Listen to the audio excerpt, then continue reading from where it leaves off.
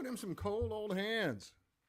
I'm just here breaking open the almost 60-year-old digits.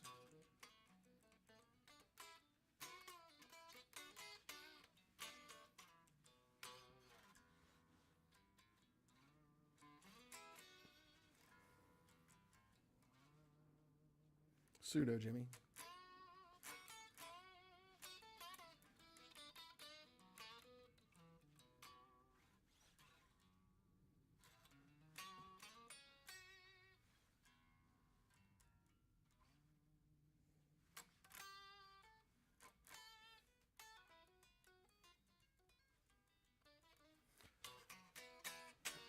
What's happening, fellas? I'm just warming up the hands. I'll wait for a few people to get here. Unfortunately, I do not have the prototype amp here. It's done, and it's not done, and I'll explain that here shortly.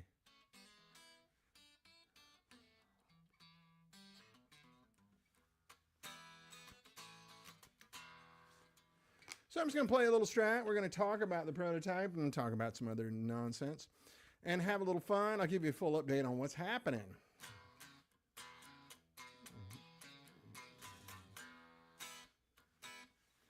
Let's see here. Let me get my screen a little better. A little better, niche. A little better, a little better. Yeah, let's do this so that I'm able to read the comments and speak at the same time. Basil Tiffany, yes, this is a whiskey that is for sale for a very good price. If you want to message me here on Facebook, we'll talk about it. I can tell you the price. We're trying to get like $18.50 for it. It's brand new and it's hand wired. There's not many hand wired whiskeys out. I think we made 5 or 10 of them before we went to a printed circuit board. I like these a little better. They're more expensive to make, obviously, but full warranty and everything. But sometimes when I mention numbers on here, the algorithm picks it up and wants me to do sales tax, and it's just, I hesitate to say it on the show. And I've got my pedal board hooked up right now. There's just a little bit of echo on there. A little tight slap back.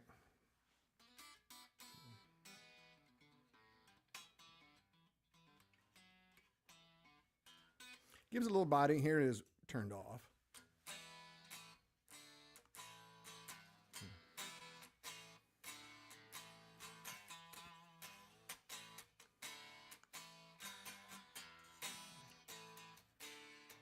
Back on. This makes it sound alive, right? Thank you, Basil. I look forward to it. Yeah, just here on Facebook. My email is danbull@me.com. Whatever you want. I'm easy.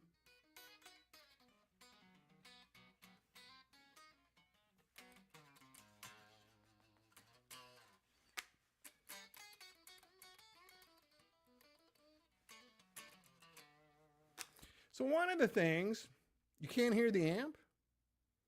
Oh, really? Oh, don't tell me. Can you guys, is anybody else here can tell me, is the amp not coming through? It's coming through loud as hell on my headphones. No amp. Oh, Facebook is doing its thing. Hold on a second. And this is on, and I'm getting signal. I'm getting full signal. Son of a gun. Oh, we got one of those Facebook days. Shit, it sounds good too. Oh. You can't hear the amp. It's a whiskey. Darn it. See, the problem is if I start over, I lose all the connections and the link is different. Oh. Having issues. I'm going to click that. I'm on YouTube. It shouldn't matter. No amp sound. Yeah, I'm hearing that, guy. They're not hearing it. Sorry. Let's see. Oh, my goodness. Oh, this makes my blood pressure boil. Oh, this amp sounds good, too. Gosh darn it. Usually, YouTube is the most cooperative. I'm going into their help thing right now. Yeah, I could start all over and reconnect everything. Let's go into settings and see what it's saying. Camera, yeah, okay. Audio is my SSL. And the meter on here, I'm in StreamYard settings right now, and the meter's pegging.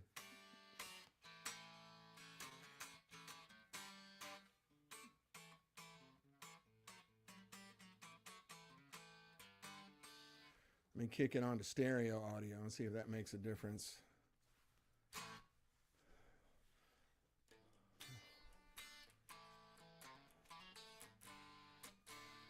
Ah, I can't believe it. This amp sounds good. Yeah. Any different now?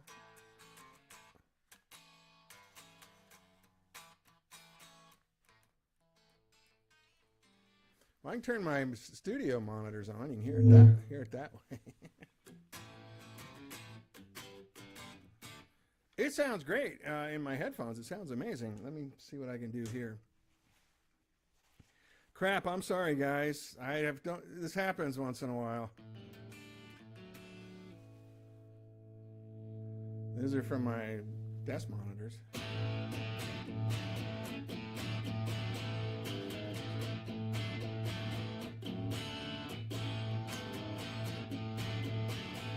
Yeah, this guitar sounds great too. What I was going to tell you and hopefully illustrate to you.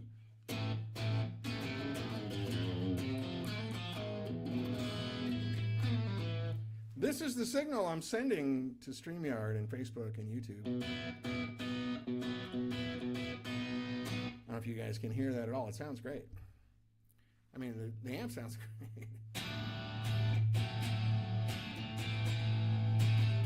Got a big fat Marshall sound. My mic's too hot now. It's going to feed back. I'm so sorry.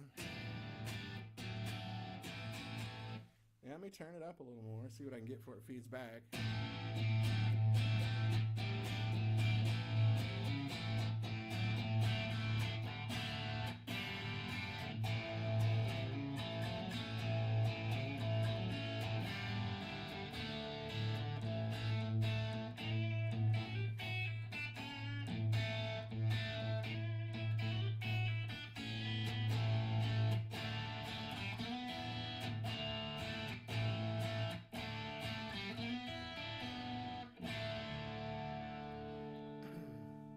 Nothing like Smokey Robinson through a Marshall, is there?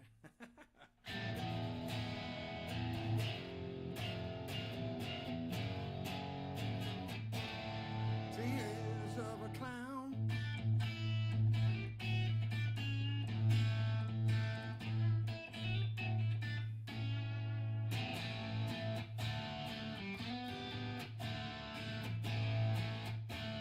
Yeah, I'm on a Strat. It's not a real hot Strat. The pickups are 7K or something. And I don't have the gain. Yeah, the gain's kind of on 7. If you run a humbucker in, it'll be a lot dirtier. Put a little compression on it.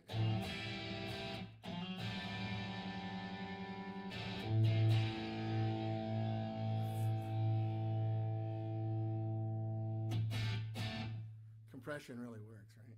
That's a UA 1176 pedal. I don't know how much is coming through on here. I'm really sorry, guys. Shit, this drives me nuts. But you can get that big endless sustain. And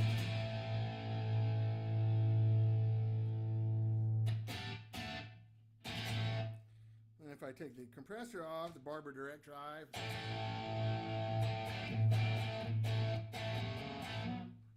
I don't have it on very hot. Just for a little bit of edge to it.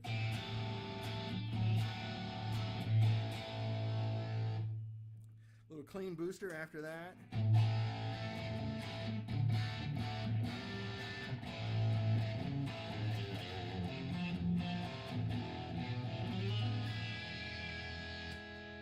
Anyway, I'm sorry.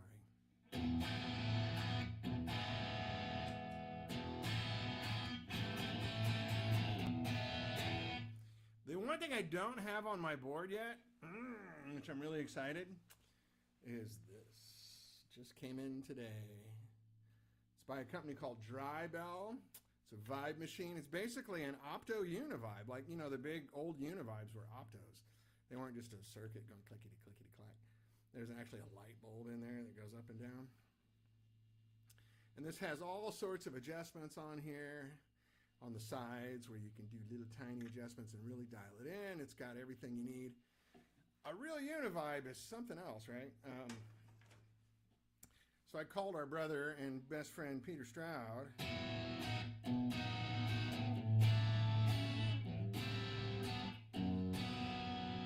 And said, hey man, because he's a total Marshall Hendricks guy. I said, what is the best univibe you've played with? And he said the Vibe Machine is the stuff. So I found one on Reverb. Peter always steers me in the right direction. And I got room for one more pedal on my board, and that's it. Scotty, hey man, how are you? Apparently I don't have guitar signal coming through today. It's coming through great on my system. This is the signal that I'm sending to the world through StreamYard, and apparently it's doing that crap it did 6 months ago, so I apologize. You're going to have to listen to me talk, and we'll just cut it short today because I know I can just bore the living crap out of people. Yeah, Basil, it's really pretty small. They have a version 3. Peter liked this version 2 for some reason.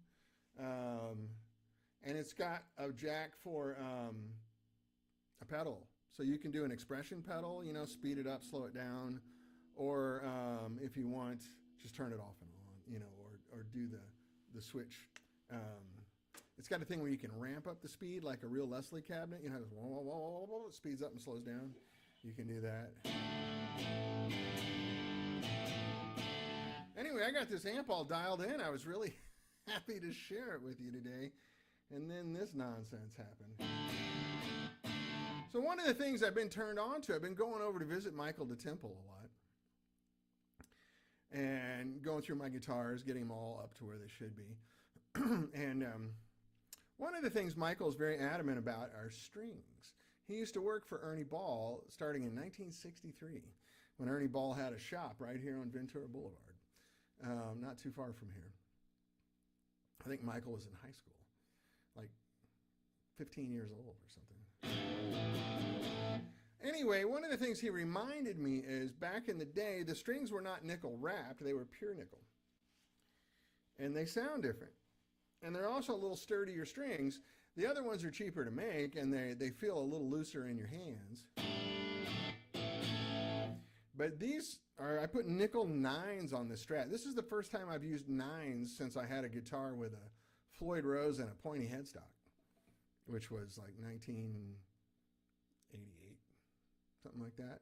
Last time I used 9s. But the nickel 9s kind of feel like 9.5s or in between 9 and 10 somewhere. But they have a beautiful, I'll show you the box. So you can see the difference. See where it says classic rock and roll super slinky? The classic is the pure nickel wrap, which is the old style string. And as Michael was explaining it to me, people got used to the new kinds of strings because we got into louder and heavier pickups.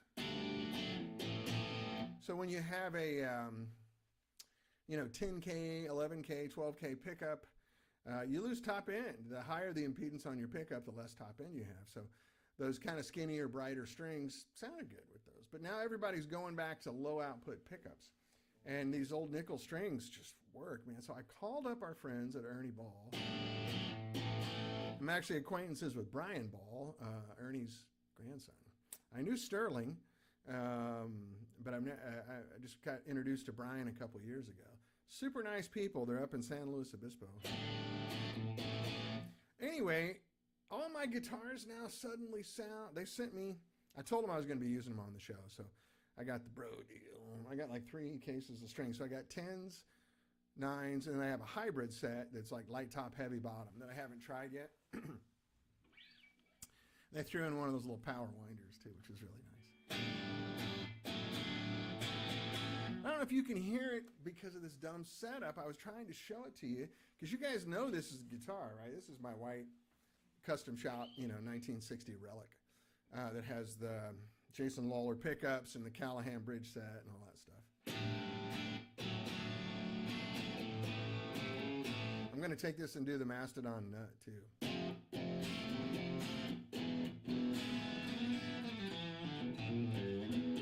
I don't know if any of that's coming through, but man, this sounds like the coolest vintage Strat now. It sounded great before. I had no complaints until Michael really said, hey, you should really check out these pure nickel strings.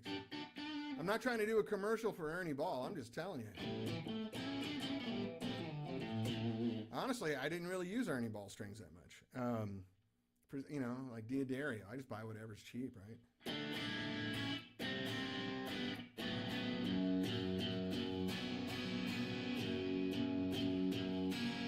Anyway, it changes the character of the guitar for the better. It rolls off a little of the spiky high end as well. And this is a bright amp and it's a bright guitar.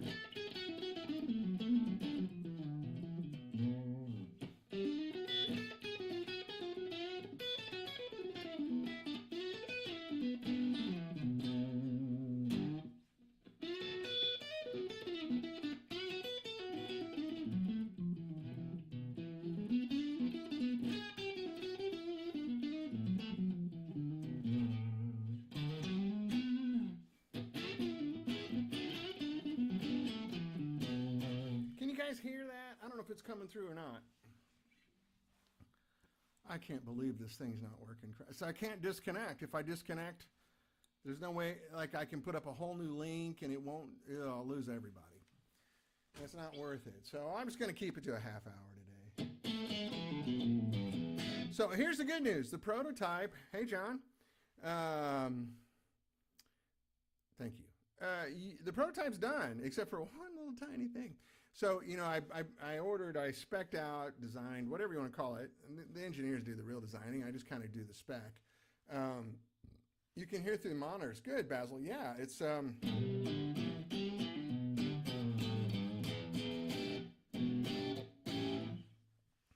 that sound.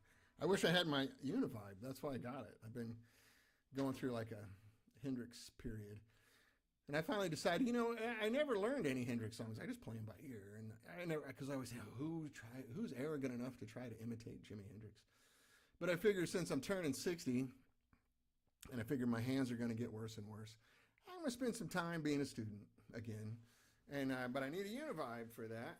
Can't do Hendrix without a Univibe. Anyway, I don't think I'll ever be good. I'm not saying that. I'm just having fun. But anyway, what I was getting at, which I may have completely lost the thread in my head. No, what the hell was I talking about? Jesus Christ, Dan. Anyway, the strings are really nice and it makes a big difference. And for the vintage sound that I like, it seems to be sort of the missing link. Like I go through all this gear and do all these things. And then Michael said, well, you should use the strings that they used to use back then. Because when the original Slinkies came out, that's all they were. They were just nickel wrapped.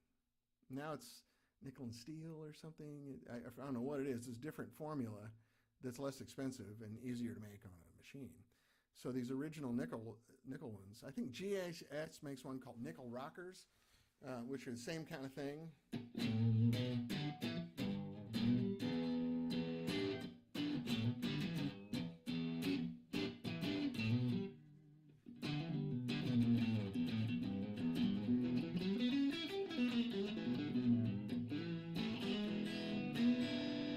Rob Price says, I love the sound, but the pure nickel doesn't seem to last long. Yeah, they're softer. You get fret grooves. Oh, I haven't even noticed. I change strings pretty often, but not that often.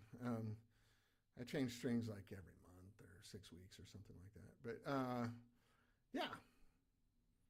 Anyway, I just thought I'd share that with you. I'm enjoying it. The sound for me is worth it.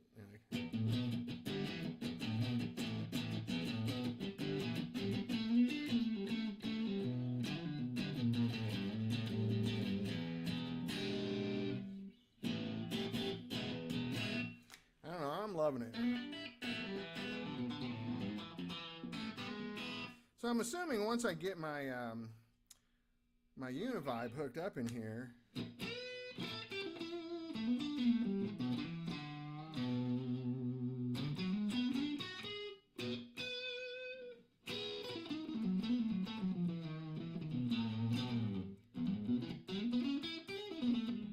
oh, so the Proto, that's what I was talking about. You know what? This is just kind of silly. I'm going to turn my studio monitors off, but I need to put my headphones on to make sure that I'm actually speaking into the microphone. It's funny when you don't wear them, you end up, and you listen to the playback, you realize I wasn't talking into the microphone half the time. So this is not the Proto amp, John. I am sorry to tell you that. The Proto is finished except for one thing. So I designed or spec'd, whatever, a power transformer that had 5 different voltages on it because I want to play with some different voltages and see which ones we want to use. Mike has installed the transformer and each one of the taps works and they work great. The problem is we haven't designed a switching system to get through them all without just soldering a different thing on. So we've narrowed it down to 3 taps we're going to use. And we had to go get a couple of double pole, double throw, heavy duty switches, which took a couple days to get in. So I'll have it for you next week. These aren't regular off the shelf switches. These are high voltage switches. So you got to order them. They take 2 or 3 days to get here and all that stuff. So I apologize. I know I'm dragging this out and we need to hear it and we really want to hear it. Mike's doing his absolute best. He just moved his shop out to Chatsworth. So he's been really busy and he works, you know, he does some work for a couple other companies. So hopefully that won't be for too long. So anyway, it's there. In the meantime, I have this whiskey that we're selling to donate to the 65 Resurrection Fund. We're trying to go look for shops and do all this stuff. So as you know, we haven't got our funding yet. I think we're going to get the funding, especially when this prototype is finished. But in the meantime, it's a side hustle for everybody. And so we want to get a shop, you know, the kind of shop we're looking at, it's going to be about $4,000 a month. You know, 1,500 square feet in a decent neighborhood sort of thing. LA prices, right? I know if I were back in Columbia, Missouri, that would be $500. But it's Los Angeles and you got to pay to play. So anyway, if you want to buy an amp, it helps us. It helps us get to this goal quicker. And that's the end of my begging. I won't do that anymore. But I'm just letting you know that's what's up.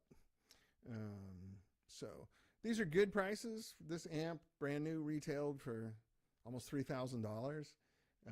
This is a brand new one with a warranty for $1,850. And plus shipping. Sorry. Anyway, so the prototype amp is done and it sounds really good. I'm going to be very proud to show it. The thing that it does is that when you drop the voltage on it, it doesn't just go down in volume, it's actually adding more current to the power tubes, which even like that little Marshall I had out here last week doesn't really do. When you take it down to 5 watts, the current just drops too. It sounds really good. It's a good amp. Actually, I love that little amp. If that amp existed in 2002, Peter and I probably would have never gone into business. But it didn't. I gave an interview one time in, I think it was Premier Guitar magazine. I'm going to set this guitar down, sorry.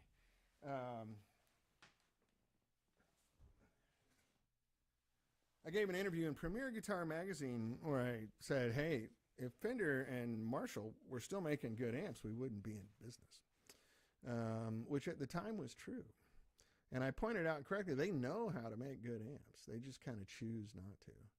And that is how I met Larry Thomas, who was then running Fender. he had some questions about that interview. We became really good friends. We're actually still friends. I mean like friends, actual friends, not just acquaintances. We do stuff together regularly. He's a super guy, and he's the guy that turned Fender around, right? You know, remember in the early 2000s, all of a sudden the custom shop started getting really good. And like that guitar that I just played, you know, the beginning of the Relics and all those things. Then there was the custom shop amps that were great. you know, and that was all Larry. He brought Gretsch and Guild into the company, built the Gretsch custom shop, really turned it into a high-end brand again. But anyway, the prototype amp, Mr. Dan.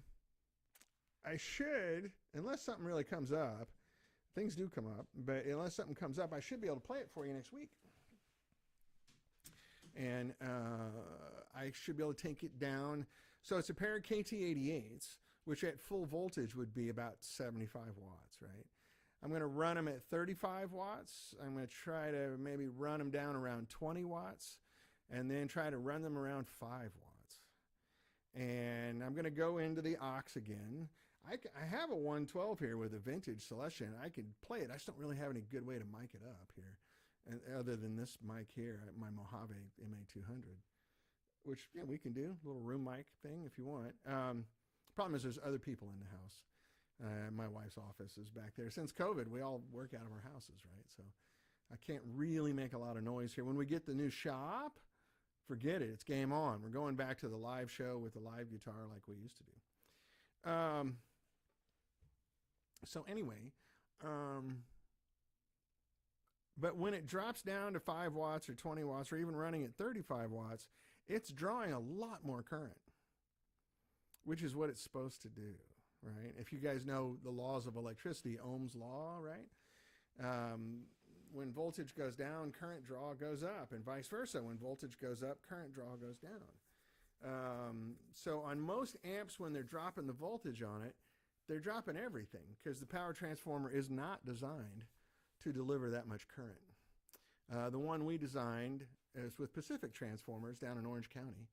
And they do the transformers for like Bogner and Divided by 13 and a bunch of other people. It delivers the current. It's a little big. It's not crazy heavy. Doesn't feel any different than a normal amp, you know. But anyway, it works, and it's delivering the current. So why do you care about that, Dan? Well, I don't know. Let me tell you.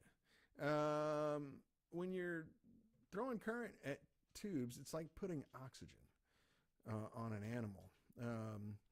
It's like sticking an oxygen mask on a racehorse. It can do a lot with all that extra oxygen, right? When your current is, tubes love current. Tubes love, they just die. Oh my God, they're so happy when you flood them with current.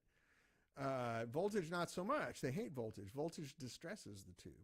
So if we drop the voltage and up the current appropriately, I can ask the tube to do a lot of things that I couldn't do before, but also it just works better. You hear more, there's more detail, there's more nuance, there's more texture, but 51% of that is they don't blow up. It's,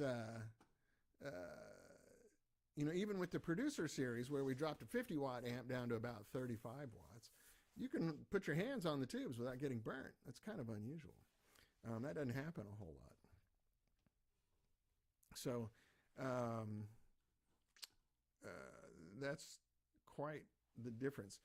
So with this new amp, and I have a call right after this with the guys at TuneOut, we're going to start integrating in more stuff. But this is step one. And is to get the high current, low voltage thing going, make it reliable, make it affordable. And then after that, we're going to start integrating load box with an IR loader. And then beyond that, we're going to go to things I can't talk about yet.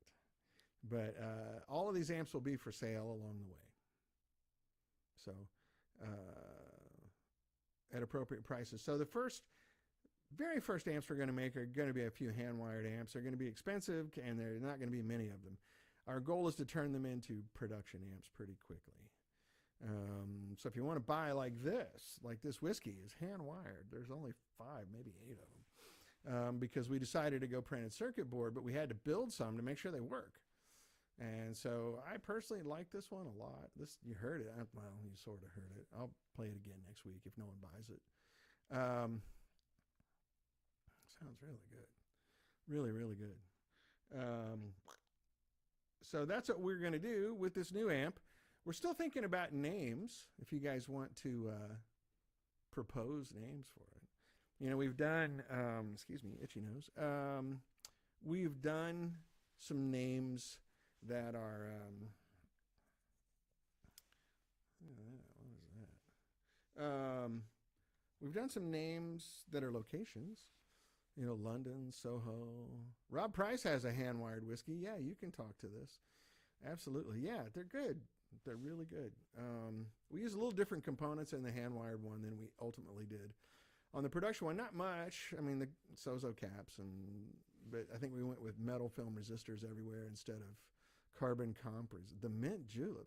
I declare that's a fine name for the amp. It goes with a whiskey. Yeah, Basil, that works for me. Yeah, we went metal film resistors because the carbon comp resistors don't pass inspection. And so for printed circuit board amps, it's a lot easier to get inspection when you're getting them manufactured. So that might end up be the case on the other ones. I don't know. There's some good metal films now that sound really good. It's not really a compromise. It's just different. It's up to you what you like and don't like. I don't think there's any right or wrong. I know a lot of really fantastic amps that use nothing but metal film resistors. Dumble. All of his amps were nothing but metal film resistors. They work great. So, anyway, I like the mint julep, Basil. That's good. Who else has got a name? You guys want to jump in? I'm so sorry the sound didn't work right today. I have no rhyme or reason as to why that happens once in a while. It's just one cable. I just have one cable going into my computer. You know, it's a USB-C cable coming out of my SSL. I have an SSL 12, you know, a little 4-channel interface. Meters are pumping even on the software. It seems to be working fine. I don't know. Let me go into the UA software and see. Yeah, it's all working fine here. Let's see, there's the SSL software. Let me turn that on. Oh, I have an update. Maybe that's the problem. Anyway, I'm sorry for the disappointment. I'm extremely disappointed. But anyway, life is fun. Worst case is next week you get to hear me with my new Univibe pedal. I'm not going to come on here and start playing Hendrix shit for you. Don't worry. I'm not that. What's the word I'm looking for? Stupid. Hi, Randy Krath. How are you, Rev? Life is good. I hope you're well. Good. Thank you. Yeah, I'm well. I got technical issues today. The guitar's not coming through. Remember that? From StreamYard, it started doing it again. And it's been fine for a while, and now the same issue is back. So, poopy duty, as they say. I'm trying to figure out what's up. My SSL interface is telling me I need to do an update. So I'm going to do that while we're here. And see if it can suddenly come to life. That would be interesting. I don't think it's going to. Nothing usually happens dynamically. The Dartford as an amp name. Yeah, Dartford is where Vox was from. It's also where Keith Richards, a little itch on the bottom of my nose. That's where Keith Richards grew up. I know Dartford from when I lived in London. It's kind of okay now. I think, as I understand it back then, no devices connected. Ooh. That's probably what's happening. I probably need to restart my computer. Son of a gun. Well, I'm sorry. You know, normally I just kind of turn everything on and it works. I should have probably started from scratch today, and I wasted your time. I apologize. Yeah, the Dartford's pretty good. I don't know if this is necessarily an English vibe, but yeah, could be. I'll take that. Works for me. Works for me, mate. Interesting. Frustrating day. I apologize. So before I sign off, I'm going to go ahead and just bug out early because, well, to be frank with you, I'm kind of pissed off.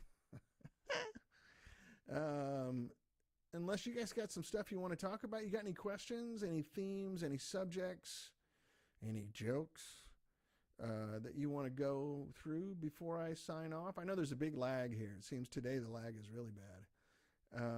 So I'll hang out here for a few minutes and see what kind of answers you got. We have some people here, not that many today. I think it's because the guitar's screwing up, but yeah, I'm not cool, man. I don't understand what's happening here. It said no devices connected. Why would it do that? Why would it do that? Yeah, I guess it's because I need to punt and restart. Poopy. Did you end up getting tubes last week? I didn't go get any KT66s. I should. I kind of got talked out of it. But I should do that anyway, just for fun. Yeah, it was last week. So last week I tried EL34s, KT77s, and then I ended up with some mid-60s XF2 Blackburn Mullard EL34s, which those sound like amazing. And then I put this speaker I bought off of Reverb's early 70s 55 hertz cone Rolla Celestion M. I put it in the 65 112 cab, which is kind of deep. And there's your amp name, Restart. Call it the Reboot. It actually might be kind of Restart's kind of a relevant name, actually. Maybe there's something to that. Hey, Mike Leaptrod, how are you, buddy? Finally able to tune in. Sounds great. The guitar signal's not coming through this week, and I can't track it down other than I probably have to restart my entire system, which blows this whole thing. You wouldn't be able to find me. And it'd take me about 10 minutes in StreamYard to reset up a new... It's not worth it. So today you get to hear me talk.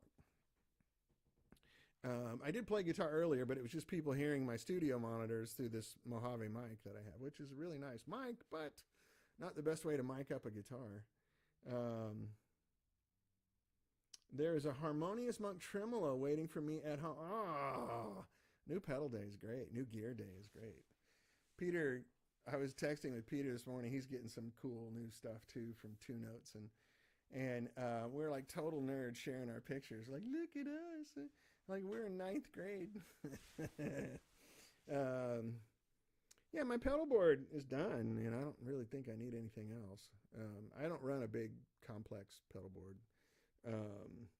So this thing, the Vibe machine is, the Univibe, most people used it on the chorus setting, and it's the best chorus ever because it's opto instead of just an oscillator circuit.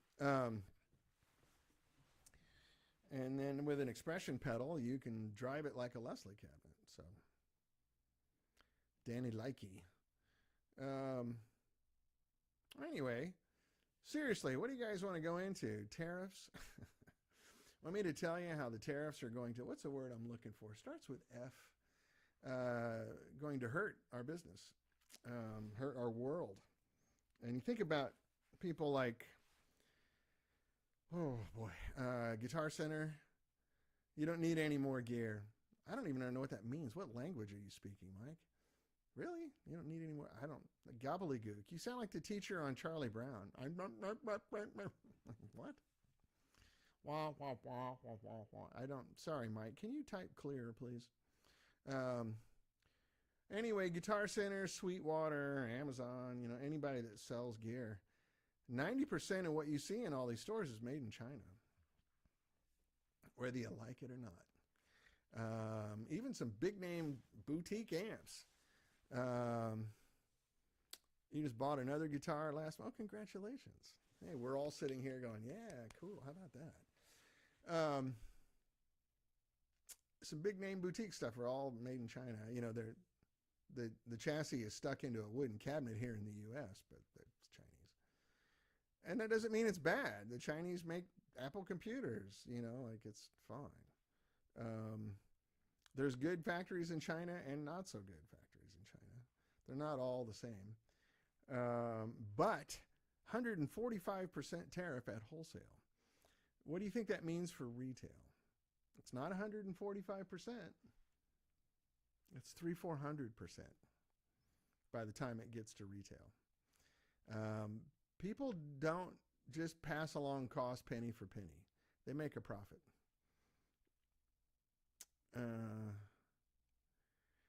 Yeah, Michael Branson says Gibson's will go up to pay for the tariffs on the Canadian-made cases unless they start making them here again, which is they can do depending on how much the tariff is, if it's worth it or not.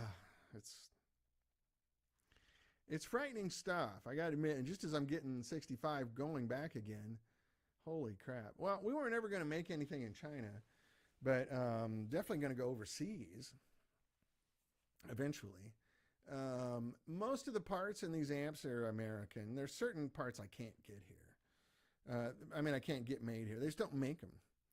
You push it up to 240. Jesus, I thought it was 145. I don't get it. Anyway, so double or triple that. That's what it's going to end up being at retail. Neat, huh?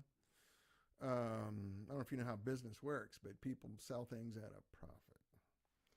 So if I buy something for $100, and then tomorrow it costs me $200, and I sell it for $300. And if I buy it tomorrow and it costs $245,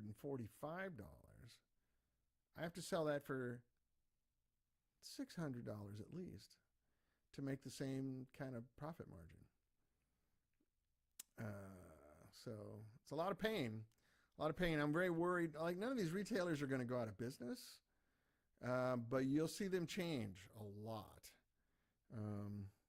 There are companies that do make everything in the United States. There's not that many of them, and they're not cheap. None of them are cheap.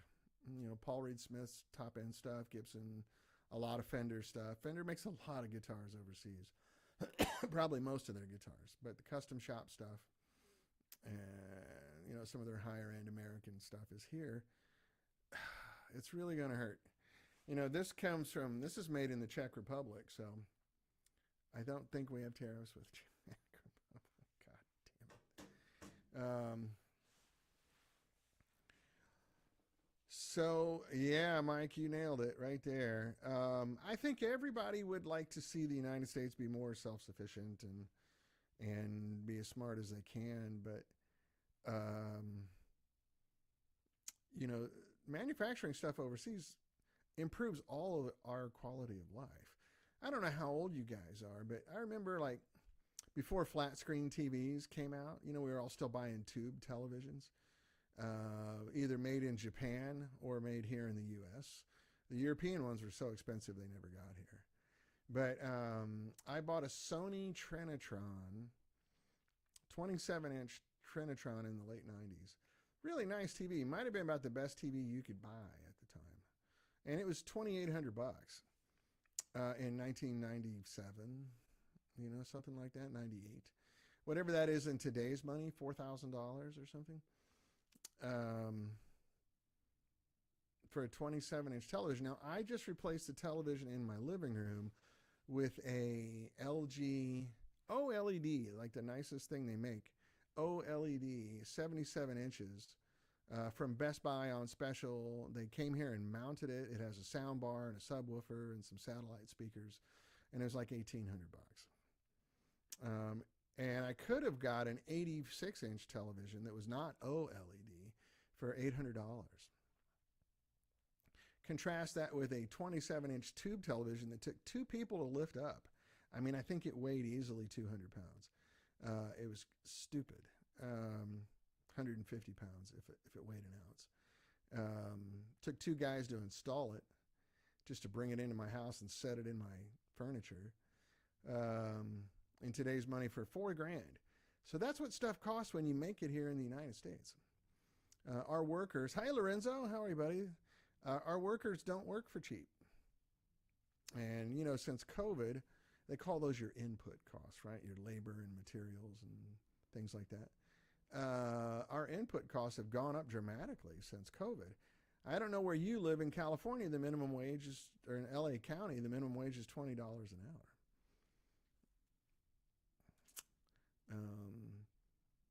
Even at $20 an hour, an iPhone would cost $5,000. You know. So anyway, I hope this works out. I hope it's just a big game of chicken, and their intention all along was just to shock people into doing something. I don't know what. I studied economics in college pretty intensely. It's my minor. I could have had my degree in economics. I chose political science because I was going to law school, but I had enough hours where I could have had either one. They don't do dual degrees there, so I had to pick. It's right over here. It says, oh no, it's up there. There it is. Right next to my grandfather up there. So I took a lot of classes in economics. Trade wars and tariffs and stuff.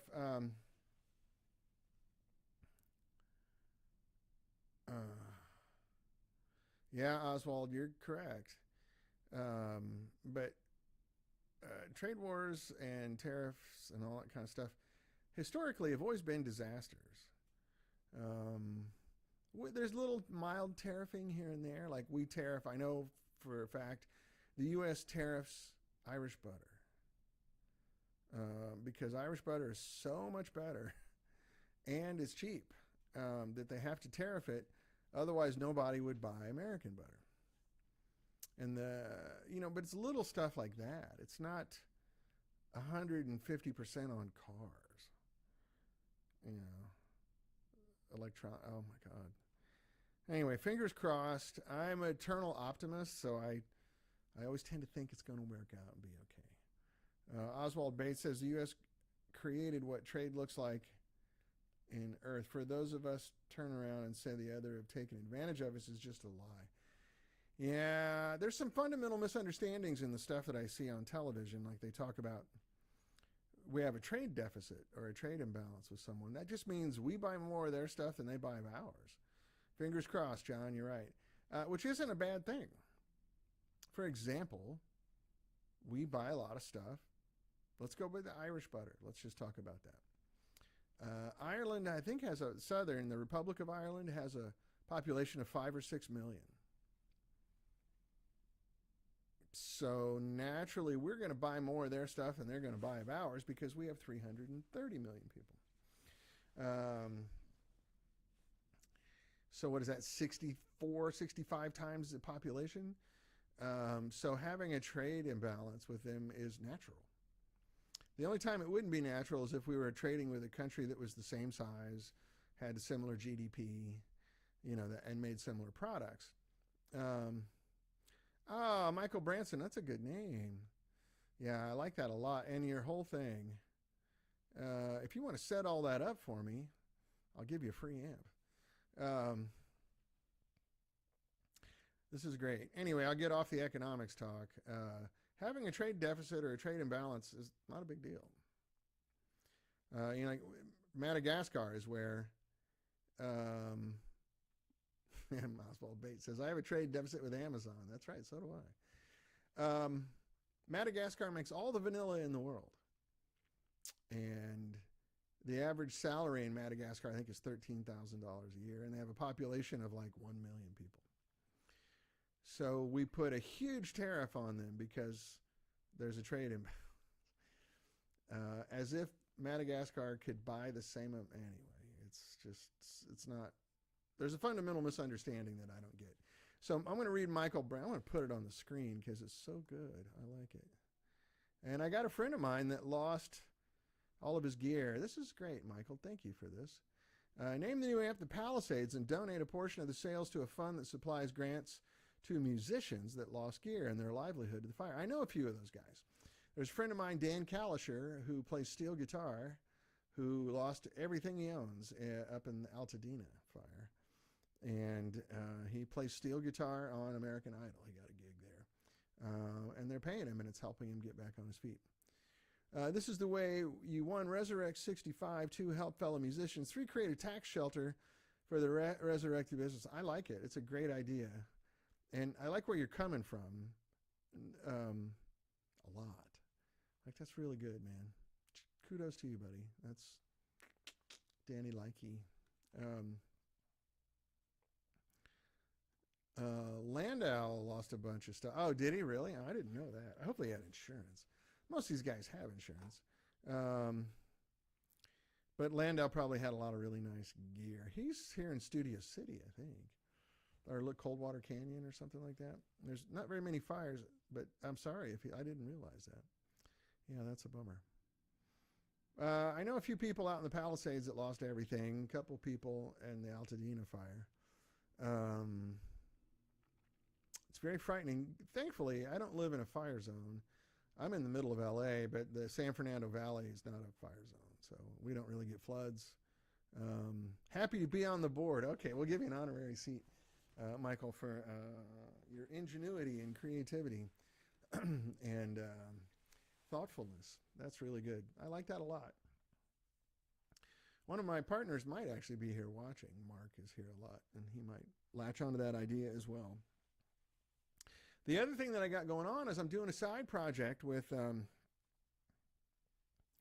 Lorenzo. I'm sorry, buddy. You lost half your gear to a fire. I'm sorry. It's very frightening, isn't it? Really, really frightening stuff.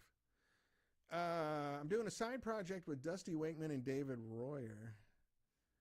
Yeah, Mike, you're right. Insurance can't replace the countless hours of collecting your gear. You just get a check. So if you got some really special sentimental instruments, check doesn't matter. It doesn't help. But anyway, I'm doing a project with Dusty Wakeman at Mojave and David Royer, where we are going to make some guitar products with sub-miniature tubes, you know, little sub-minis. Make little bitty amps and pedals and everything else, and we just got the working prototype going this week. It's the week of prototypes. I was over there playing it yesterday. Was it yesterday? Yeah, yesterday. And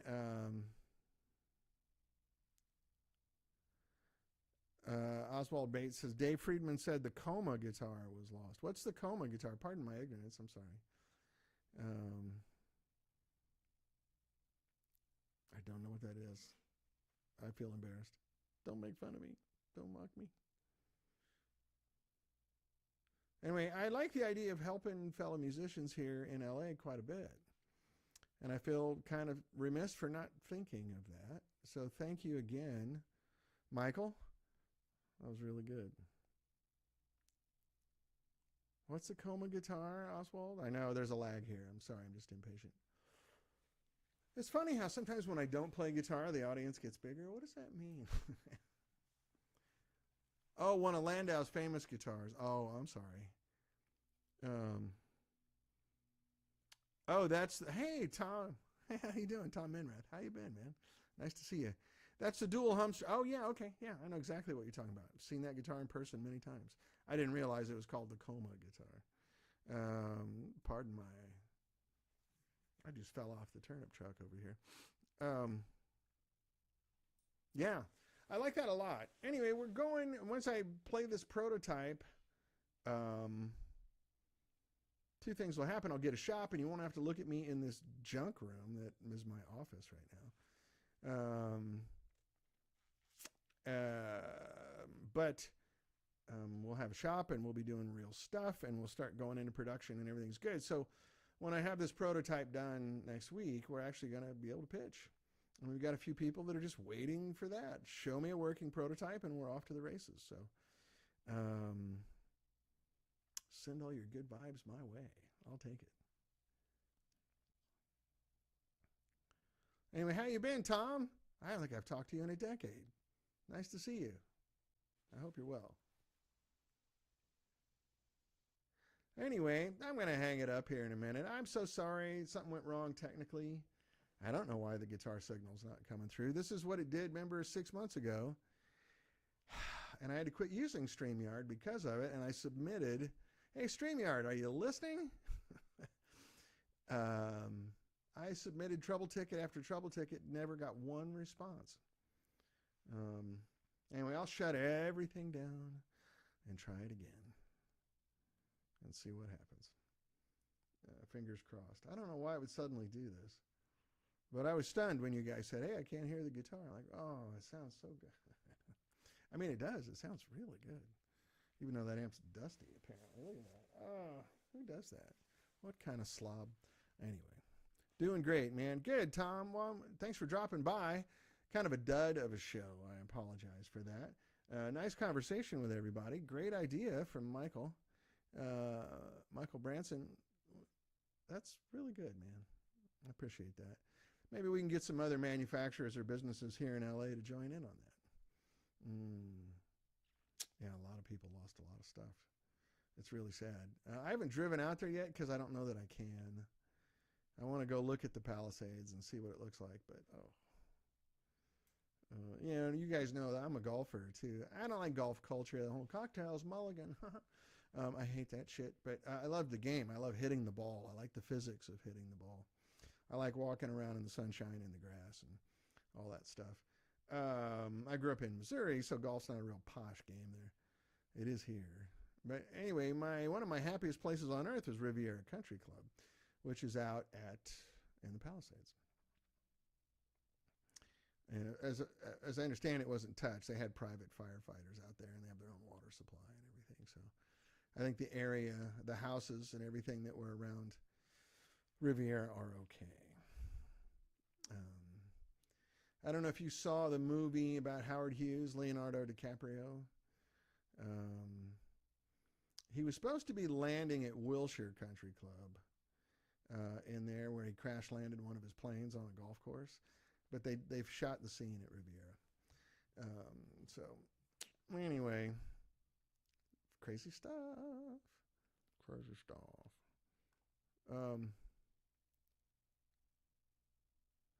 Yes, you did have a little game last week here in Augusta. Are you in Augusta, Mike? Is that where you live? It's a beautiful little town. I love it. Yeah, what a Masters for you golfers. Oh, my God. I was sick to my stomach and freaking out the whole time. Turned out good, though. I'm happy with the result. Rory needed to get the monkey off his back, and everybody leave that poor kid alone. Let him just play golf and have fun. Poor guy's been, oh, I didn't know that, Mike. Well, maybe I need to come out there and fix your amp. But yeah, no, the Masters. I'm in the lottery every year, and I never get a ticket, Mike. I try. My wife's from Atlanta, and she has family that live not in Augusta, but out that way. So we could easily get to the tournament every day. We just can't get tickets. It's hard to do. Anyway, wonderful result, wonderful golf tournament, lots of fun. Guitar players don't care about that, so I won't talk about it. I have several friends that go, man, you should start a golf show too, because you're so into it. All that stuff. But anyway, I'm going to run. I apologize sincerely for this not working today. And I want to show you the prototype next week. And if this is going to keep doing this, I'm going to be extremely unhappy. But anyway, I'm going to bowl. Oh, look, people are dropping off. I start talking about golf later. Later, see ya. Don't know shit about golf, but it seems... I had to put that on the screen. Yeah, Lorenzo, it's an acquired taste. Like, watching golf on TV is no fun unless you play golf, right? So, I started playing golf when I was a toddler with my dad, because didn't have money for babysitters. And my parents are pretty young. They were like 21 when I was born, which is normal in Missouri in the 60s. So if my dad was going to play golf, I wanted to be with my dad. So I went to play golf. And my dad and I played golf the whole time I lived there. It's my favorite memories of childhood, playing golf with my dad. And these were all public courses. None of this posh, snooty, elitist crap at all. These are guys with, their shirts off and a 12-pack stuffed in their bag and telling dirty jokes, like that kind of thing.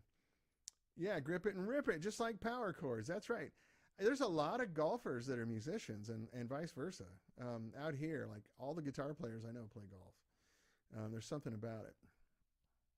Yeah, Doug, it was a great Masters, wasn't it? I was very happy with the outcome, but I just enjoyed the tournament. There's so much drama and so much, oh my God, he's going to win. Oh my God, he just blew it. Oh my God, he's going to win, Scott Smoothie, my golf style is more Happy Gilmore. Right on, man. Hey, do you have fun playing golf?